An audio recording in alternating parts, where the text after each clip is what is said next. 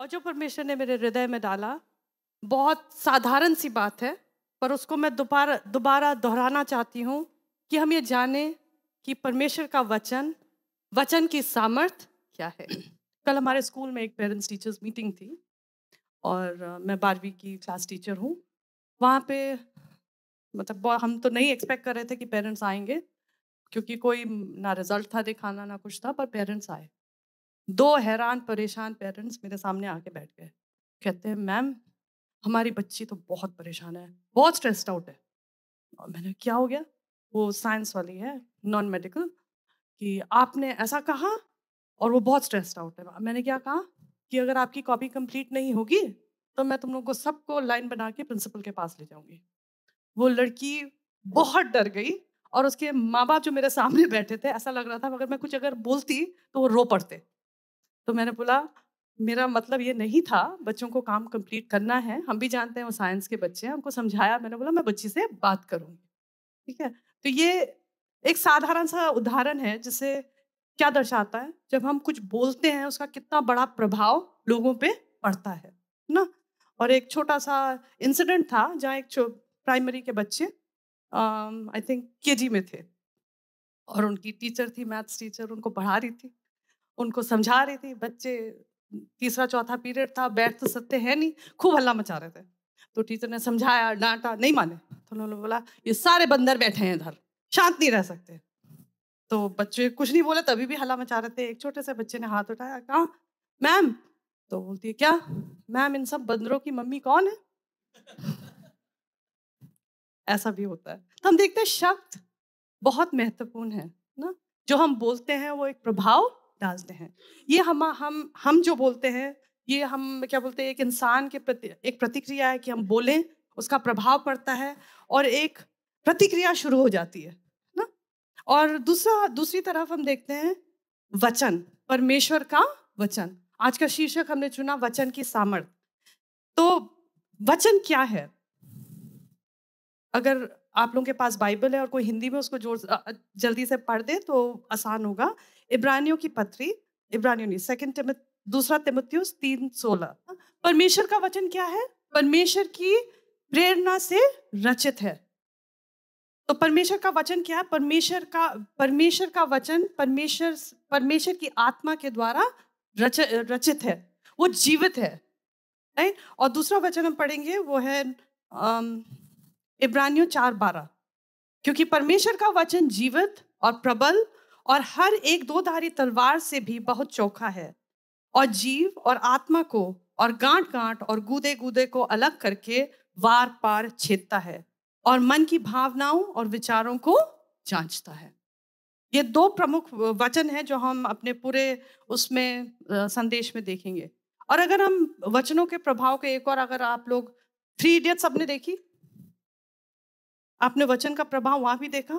जब साइलेंसर का एक शब्द दूसरे शब्द से बदल गया, तो सिचुएशन ही बदल गया। इसलिए वचन बहुत महत्वपूर्ण है। और वचन क्या करता है? या तो हमारी ज़िंदगी को बनाता है या उसे तोड़ता है, राइट? और जो बोला हुआ वचन है, जो बोल दिया जाता है, वो बहुत ही सामर्थी है। वो हम पे प्रभाव डालता है और प्रतिक्रियाओं की श्रृंखला को शुरू करता है। किसी समय आपको आज शाबाशी मिल जाए तो आप बहुत खुश हो जाएँगे। अरे! आपका तो दिन बन गया। और अगर आपने अपने सुबह अपने पति से झगड़ा किया है, तो फिर वो प्रतिक्रिया निकलेगी आपके स्टूडेंट्स पे। जैसे मैं टीचर हूँ, तो मेरे स्टूडेंट्स पे निकलेगी। स्टूडेंट्स घर जाएँगे, वो अपने माँ-बापों पे निकालेंगे। फिर मैं बाहर जाऊँगी, फिर मेरे को कोई जानवर दिखे, मैं उसको मारूँ। फिर अगर वो मुझे काटे, तो वो प्रक्रिया चलती ही जाती है। शब्दों का बहुत बड़ा प्रभाव है।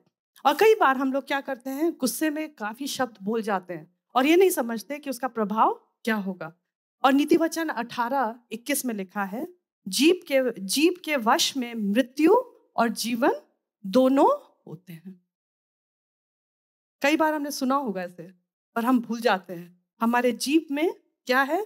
मृत्यु और जीवन की सामर्थ्य है। जो हम बोल रहे हैं, वो बहुत-बहुत प्रभावशाली है। ये तो केवल एक इंसानी शब्द है, पर वो क्या है जब हम अगर हम देखें, हम कितनी चीज़ें अपने जीवन में सुनते हैं, है ना? और अगर हम म्यूजिक की तरफ देखें, जो सेक्युलर म्यूजिक है हम उसको सुनते हैं, बार बार वो चीज़ें हमारे दिमागों में जाती है, राइट। और कई बार जो सेक्युलर म्यूजिक है वो किसको समर्पित होती है? शैतान को, दुष्ट आत्माओं को। और हम क्या कर देते हैं? उसके द्वारा अपने जीवन को खोल देते हैं कि शैतान हमारे जीवन पे हमला कर सके, या उसको एक प्रवेश द्वार उसके लिए खुल जाता है। अब हम ईद अदन की वाटिका में जाएं, राइट।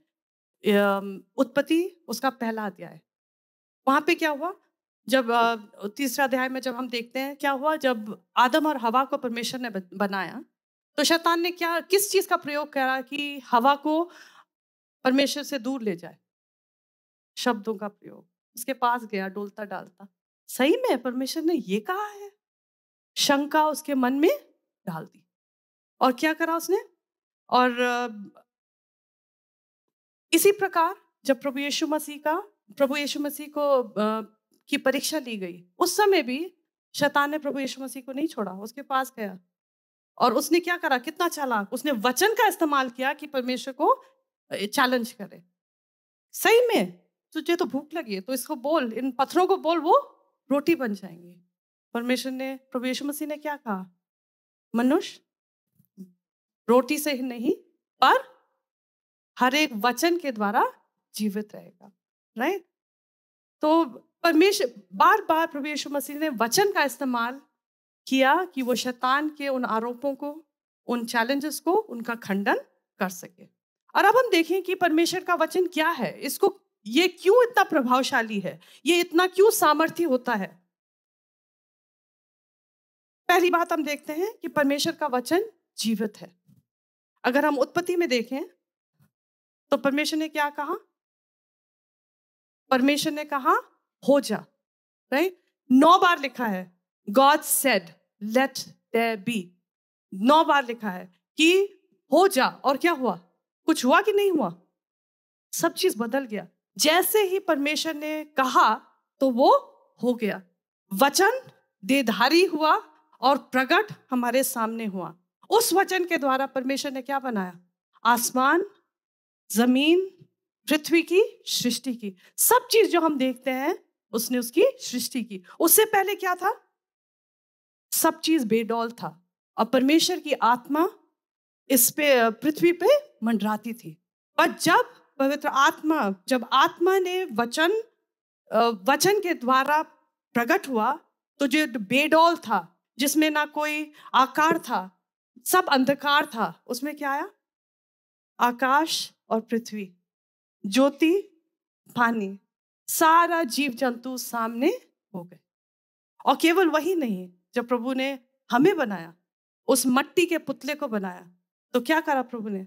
परमेश्वर ने हमारे नथनों में अपनी श्वास फूंक दी, और वो जब उसने फूंकी तो क्या हुआ? हम जीवित हो गए, हम उसके समान बन गए।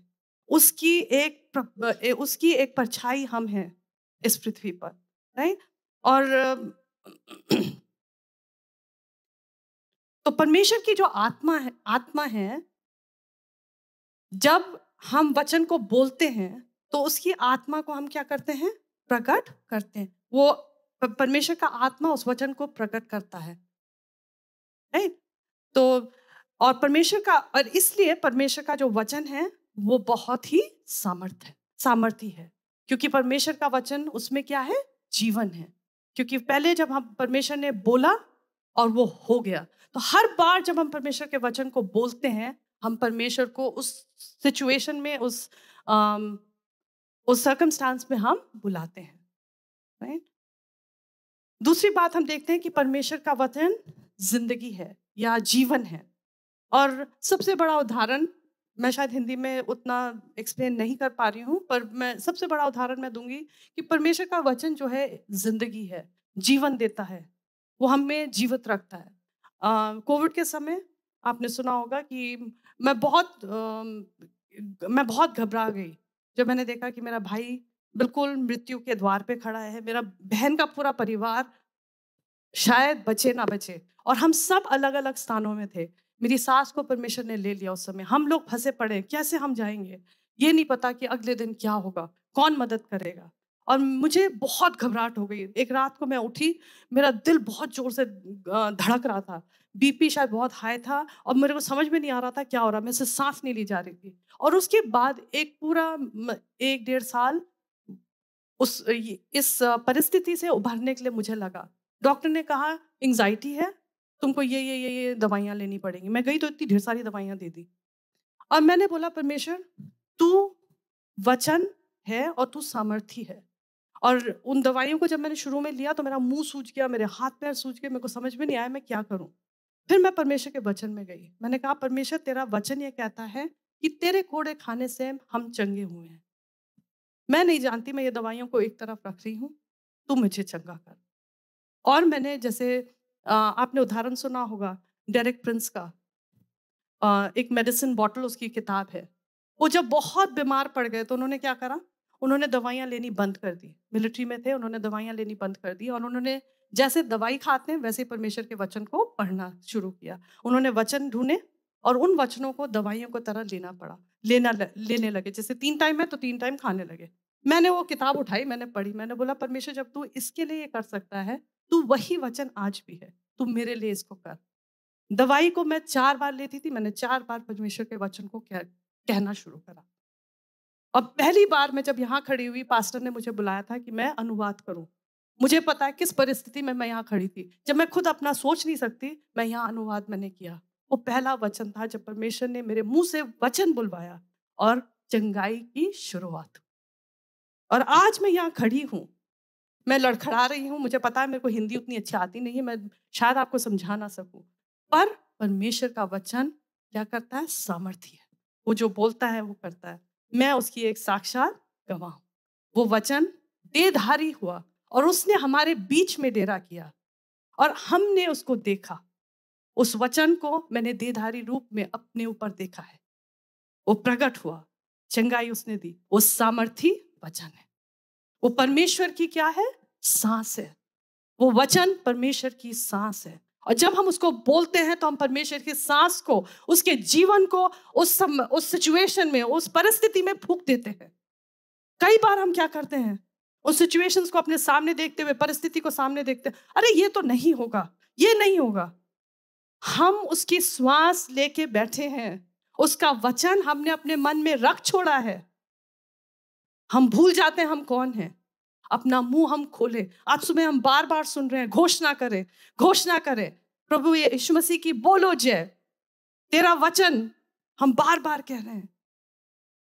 शैतान क्या चाहता है कि हम अपना मुंह हर समय के लिए बंद रखें, क्योंकि जब हम घोषणा करते हैं तो हम क्या करते हैं, हम विजयी होते हैं। और क्या होता है जब हम घोषणा करते हैं, क्या करते हैं, हम अंधकार की सामर्थ्यों को क्या करते हैं, तोड़ते हैं, उनको हम चैलेंज करते हैं। वो सामने खड़े नहीं रह सकती। पर जब प्रभु यीशु मसीह का क्या हुआ, जब उसकी परीक्षा ली गई, उसने वचन के द्वारा शैतान के वचन को क्या करा, खंडन किया। और हम क्या करते हैं, हाय मेरी परिस्थिति, हाय मेरे ये, मैं तो बीमार हो गई, मैं तो ये हो गई, अब कुछ नहीं हो सकता, मेरा जॉब चला गया, मेरे बच्चे मेरे नहीं सुन रहे। ये तो हर समय ऐसे। और हम माएँ तो बहुत हैं, सर में दर्द कर देते हैं, ये तो इतने बिगड़े हैं, कभी सुधरेंगे नहीं। हम ये नहीं देख रहे कि हम क्या बोल रहे हैं। हमारे वचन 2 धारी तलवार के समान है, या तो वो किसी को बनाएंगे या वो तोड़ेंगे। हम परमेश्वर का वचन बोलने लगे।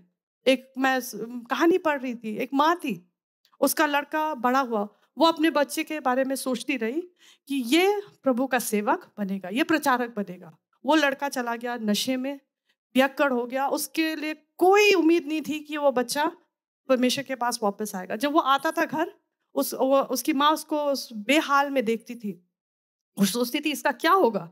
पर वो हर समय वो जब उसके पास आती थी, माँ के पास जब वो आता था और कहता है माँ मुझे खाना दे, और उसे बोलता है मैं तो अब, मेरा तो जीवन खत्म हो गया। उसकी माँ से कहती थी तू प्रभु का एक प्रचारक बनेगा, तू प्रभु का सेवक बनेगा।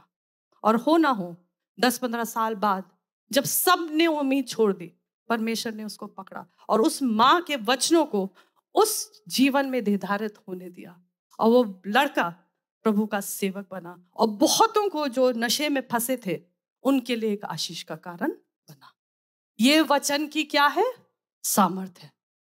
आपका वचन परमेश्वर का वचन है। पर वो वचन कब आएगा, वो सामर्थ्य कब होगा? जब हम वचन को जानेंगे, जब वो वचन हमारे देह, हमारे सहन में क्या होगा, एक होगा। पर कई कई बार हम क्या करते हैं, खोलते हैं वचन को, हाँ हो गया, देख लिया हमने, चल पड़े। पर हम अगर उस पर ध्यान करें, मनन करें, तो क्या होता है, वो वचन परमेश्वर सही समय पे हमें याद दिलाता है। कितनों को याद है कि पिछले हफ्ते संडे के दिन सुबह आपने क्या खाया था? किसी को याद है? या दोपहर में क्या खाया था शायद? संडे को तो यूजुअली याद रहता है ना, क्योंकि संडे स्पेशल रहता है। हमें याद रहता है नहीं, राइट? पर परमेश्वर का वचन भी खाने के समान है। हम क्या खा रहे हैं कई बार हमें समझ में भी नहीं आता। हम पढ़ लेते हैं, राइट? पर क्या होता है, वो वचन जैसे भोजन हमें पोषण देता है, शारीरिक सामर्थ्य देता है, हमें बढ़ाता है। उसी प्रकार परमेश्वर का वचन जब हम उसको पढ़ते हैं, सही समय पे अंदर हमारे वो काम कर रहा है, हमारी आत्मा में परिवर्तन ला रहा है, हमको बढ़ा रहा है, राइट? और जब मौका आएगा, जब हमें शैतान का सामना करना होगा, वो वचन हमें याद भी नहीं रहेगा, वो आ जाएगा। उदाहरण के लिए मैं बताती हूँ, एक समय था मैं जब बहुत बुरी परिस्थिति से गई। मैंने सोचा परमेश्वर ने तो अब मुझको देखना भी नहीं है। मैंने सोचा अब मेरा ये जीवन का अंत है। एक गाना मुझे याद रहा, हे परमेश्वर उस चट्टान पे मुझे ले चल जो मुझसे भी बढ़कर है। वो गाना मेरे दिमाग में घूमता रहा। और जब मैं परमेश्वर के पास आई, अपने घुटने टेक के मैंने बोला, परमेश्वर मैंने पाप किया, मैं तेरे राह से दूर चली गई। जो प्रोफेसी या जो भविष्यवाणी मेरे पे हुई, वो भजन संहिता 61 था, वही वचन। हे परमेश्वर पृथ्वी के छोर से मैं तुझे पुकारूं, उस चट्टान पे मुझे ले चल जो मुझसे भी ऊंची है। ये वचन की सामर्थ है। वो तो वचन मुझे याद भी नहीं था, कब पढ़ा था ये भी नहीं पता, पर जब मौका आया तो परमेश्वर ने उस वचन को मुझे याद दिलाया। ये वचन की क्या है, सामर्थ है। और वो वचन सामर्थी तभी होगा जब हम उस पर मनन करेंगे, उसको अपने हृदय में रख छोड़ेंगे, छिपाएंगे, एक बहुत ही बहुमूल्य चीज के तरह रखेंगे। ठीक है, आमीन। दूसरी बात, परमेश्वर का वचन क्या करता है, हमारे इरादों को, हमारे दिल के और दिमाग के इरादों को प्रकट करता है। जैसे दीवार की सीध को आंकने के लिए राजगीर का आला होता है। देखा आप लोगों ने, जब दीवार की सीध को नापते हैं, कोनों को नापते हैं, एक प्लम्ब लाइन होती है। उसी प्रकार से परमेश्वर का वचन क्या है, हमारे जीवन के लिए एक मापदंड है।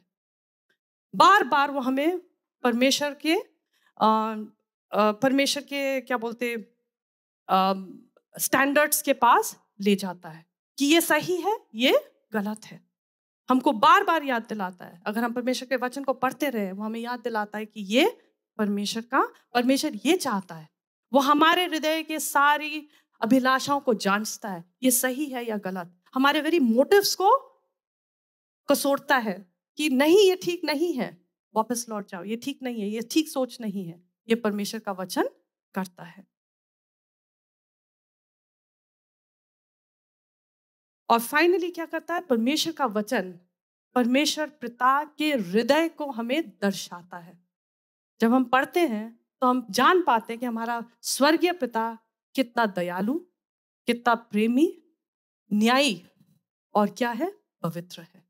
और हमें उसके पास फिर से ले आता है।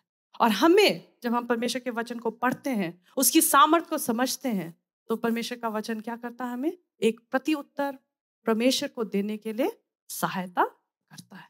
यह है परमेश्वर के वचन की सामर्थ। दूसरी बात, दूसरी या तीसरी पे मैं आ गई हूं। तीसरी बात है कि परमेश्वर का वचन हमें अपने शत्रु से लड़ने की सामर्थ देता है, राइट? मैंने उदाहरण वैसे ही दे दिया आपको, जब प्रभु यीशु मसीह की परीक्षा ली गई, कैसे उसने परमेश्वर के वचन से उसका खंडन किया।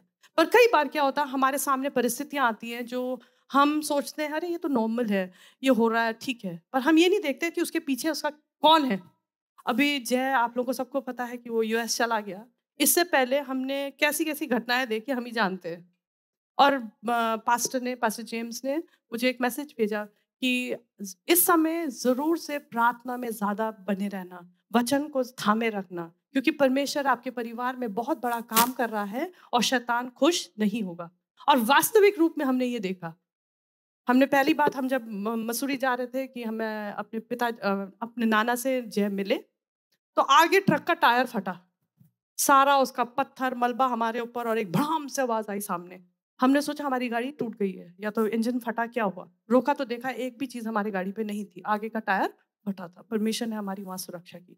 वापस आते समय हमारी गाड़ी ऐसे टर्न पे हम खड़े हैं क्योंकि बस आगे से जा रही है, पीछे से आके किसी ने हमें ठोक दिया फिर से। ये नॉर्मल है? नहीं। हमने दुआ करी, परमेश्वर से सुरक्षा मांगी, हम लोग वापस आए। जिस दिन उसको जाना था सुबह, हमने ट्रेन मिस कर दी। वापस हम लोग, और अद्भुत बात यह है कि शाम की ट्रेन हमको उसी समय हमें हमें बुकिंग भी मिल गई, जो पॉसिबल नहीं था। बुकिंग मिल गई, हमें रिजर्वेशन मिल गया। हम गए, वो ट्रेन जिसको 3:15 पे छूटना था, वो आई 6 बज के कुछ मिनट पे। हम लोग 5 घंटे स्टेशन पे ही खड़े रहे, हम दुआ करते रहे। तो क्या है, हम क्या, ये क्या नॉर्मल परिस्थितियां हैं? नहीं। कई बार हम सोचते हैं हमारी बेवकूफी है, ठीक है, कभी कभी हमारी बेवकूफी होती है, पर उसके पीछे किसका हाथ है? शैतान का हाथ है। और उस दुश्मन को देखने के लिए, उसके स्ट्रैटेजीज को समझने के लिए परमेश्वर का वचन बहुत जरूरी है। जब हम उसको समझते हैं तो हम जानते हैं ये चालें जो हमारे सामने है, या ये मनुष्य जो हमारा विद्रोह कर रहा है, या जो ये परिस्थिति जो मेरे सामने आज खड़ी हुई है, ये इस मनुष्य के द्वारा नहीं है, पर ये उस शत्रु के द्वारा है जो चाहता है कि वो मेरा नाश करे। और इसलिए जब हम शत्रु का सामना परमेश्वर के वचन से करते हैं, जैसे प्रभु यीशु मसीह ने किया, तो वो हमारा कुछ भी नहीं बिगाड़ सकता, क्योंकि परमेश्वर का वचन जीवित दो धारी तलवार है, एक्टिव। वो शांत नहीं बैठता, वो अपना कार्य करता है। शायद हमको सामने ना दिखे कुछ हो रहा है, पर पीछे जरूर परमेश्वर का कार्य हो रहा है। क्योंकि परमेश्वर का वचन क्या कहता है? क्योंकि हमारी लड़ाई मांस और लहू से नहीं है। और किससे है? हमारा मल युद्ध मांस और लहू से नहीं, परंतु प्रधानों और अधिकारों से है, और इस संसार के अंधकार के हाकिमों से है, और उस दुष्टता की आत्मिक सेनाओं से है जो आकाश में है। और परमेश्वर क्या कहता है कि इन सारी चीजों को हम कैसे उनका खंडन कर सकते हैं? परमेश्वर के वचन के द्वारा।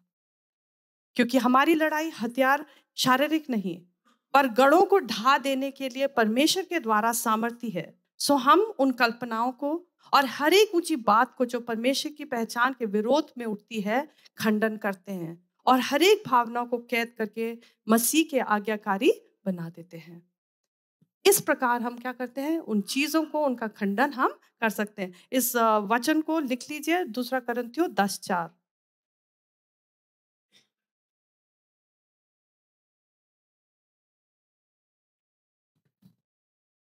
और फाइनली क्या करना है हमने?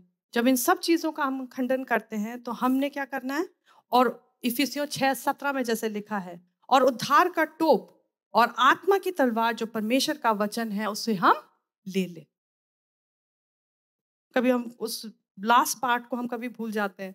और आत्मा की तलवार जो परमेश्वर का वचन है, उसे हम ले ले।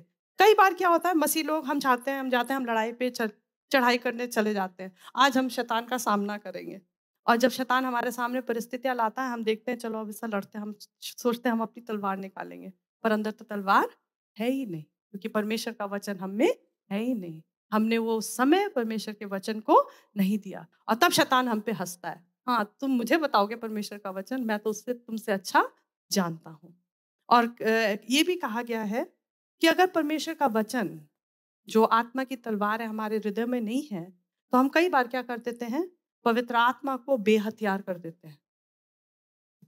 उसकी जो तलवार है, जो आत्मा की तलवार है, जो परमेश्वर का वचन है, हम पवित्र आत्मा के हाथ से ले लेते हैं, क्योंकि हमारे अंदर वचन नहीं है। और परमेश्वर का वचन क्या करता है? जब हम परमेश्वर के वचन को ले लेते हैं, पढ़ते हैं, अपनाते हैं, उसको याद करते हैं, दिन प्रतिदिन उस पर मनन करते हैं, तो परमेश्वर का वचन हमको शैतान से तो लड़ने की सामर्थ देता है, परिस्थितियों से लड़ने की सामर्थ देता है, और हमें क्या बना देता है?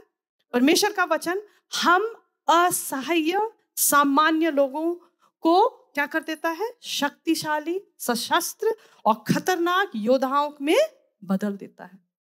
विश्वास करते हैं आप? हम साधारण लगते हैं, हम कई बार सोचते हैं हमारे पास तो कुछ नहीं है, पर हमारे साथ क्या है? परमेश्वर का वचन, जो हमें शक्तिशाली, सशस्त्र, हमारे सारे हथियार हमारे पास हैं, जो दिखते नहीं हैं, जो अनदेखे हैं, और खतरनाक योद्धा है। हम बहुत खतरनाक बन जाते हैं शत्रु के लिए, वो हम उसमें बदल जाते हैं और हम सामने खड़े होते हैं, और तब हम कह सकते हैं, अगर परमेश्वर मेरी ओर है तो मेरा विरोध कौन कर सकता है?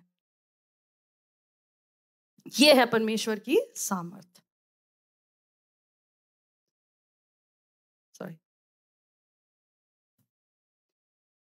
अगर हम यशाया 55:10 और 11 को देखें,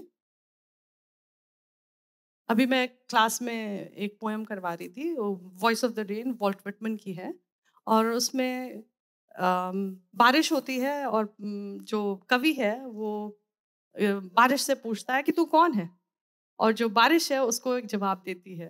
वो कहती है कि मैं इस पृथ्वी की एक कविता हूँ, जो हर चीज को मैं फलती फुलाती हूँ, और हर एक चीज जो मृतक है उसको जीवित कर देती हूँ।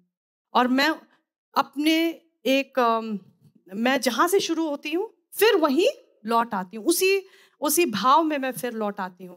परमेश्वर का वचन यहाँ पे उसी प्रकार बताया गया है। कोई इसे पढ़ दे जोर से हिंदी में, यशाया 55:10 और 11।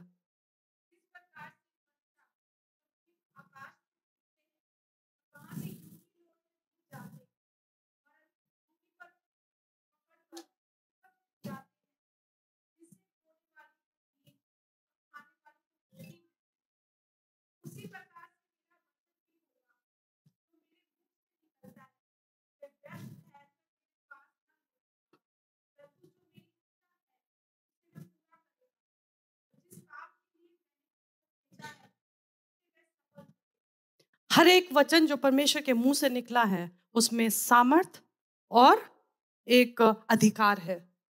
जिस तरह हम जब कुछ बोलते हैं तो हम क्या कर रहे हैं? एक घोषणा करते हैं, और वो क्या घोषणा क्या है? हमारे विश्वास की एक प्रतिक्रिया है। और इस वचन में हम देखते हैं परमेश्वर का वचन उस बारिश के समान बताया गया है, जो गिरती है और अपना काम किए बिना वापस नहीं लौटती। बारिश क्या करती है? हर एक चीज को जीवित कर देती है। उसी प्रकार से परमेश्वर का वचन जब आता है तो अपना कार्य पूरा किए बिना परमेश्वर के पास नहीं लौटता।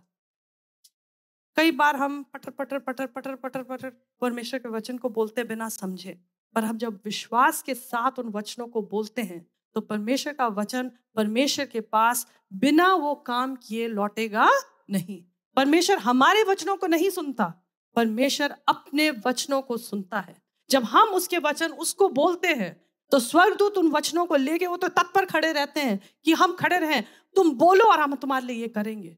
कई बार हम अपने बीच में चंगाई नहीं देखते, कई बार हम अपनी परिस्थितियों को बदलते हुए नहीं देखते। क्यों? क्योंकि हम अपने वचन बोल रहे हैं। हम परमेश्वर के वचन को बोले, जब हम उसको बोलेंगे तो क्या होता है? स्वर्गदूत उनको लेके उसको उस वचन को देधारी करते हैं, हमारे बीच में ले आते हैं, और तब हम अपने बीच में चमत्कार देखते हैं।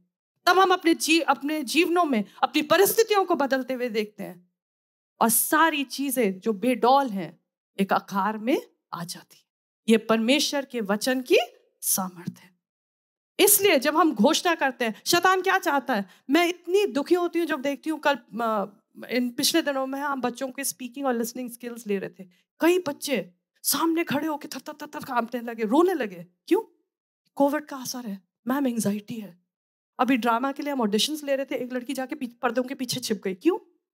मैम मेरे को सोशल एंजाइटी हो रही है। कभी हमने ये सुना था? कभी हमने ऐसा महसूस किया कि बच्चे जो इतने मतलब खुले रहते थे, इतने स्ट्रांग रहते थे, ये कोविड ने क्या कर दिया है? और उससे क्या होता है? बच्चों को क्या होता है? ऐसी परिस्थितियों में शैतान उनके मुंह को बंद कर देता है। जब कोई भी डिप्रेशन में जाता है, अल्टीमेटली क्या होता है? वो बोलना बंद कर देगा, बोल नहीं सकता, बातचीत बंद कर देगा। ये सबसे बड़ा हथियार शैतान का है। अगर हम बोलते हैं तो हमारे कान उसको सुनते हैं, और जब सुनते हैं तो हमारा विश्वास जागृत होता है। पर विश्वास किस चीज से जागृत होता है? सुनने से, और हर एक संसार की बातें सुनने से नहीं, परमेश्वर के वचन से। ये सामर्थ है जो हमारे विश्वास को जागरूक करता है। और जीवन हम में भर देता है, आशा भरता है। जब हम निराशा में होते हैं तो हमको आशा देता है। जब हम सोचते हैं कि सब चीज़ बेहाल है तो हमें एक इच्छा देता है, राइट? हम जब चिंता करने लगते हैं वो हमको क्या कराता है? एक आराधक बना देता है। ये परमेश्वर का वचन है। परमेश्वर का वचन हमें सामर्थ्य बता देता है और तब हम ये कह सकते हैं, हे पिता, तेरा राज्य आए, मेरे जिंदगी में आए, तेरा राज्य इस पृथ्वी पे आए, मेरे जीवन में आए, मेरे परिवार में आए, मेरे काम में आए। जैसे इच्छा तेरी स्वर्ग में पूरी होती है वैसे ही मेरे जीवन में, मेरे परिवार में, मेरे काम में, मेरे सहपाठियों में पूरी हो।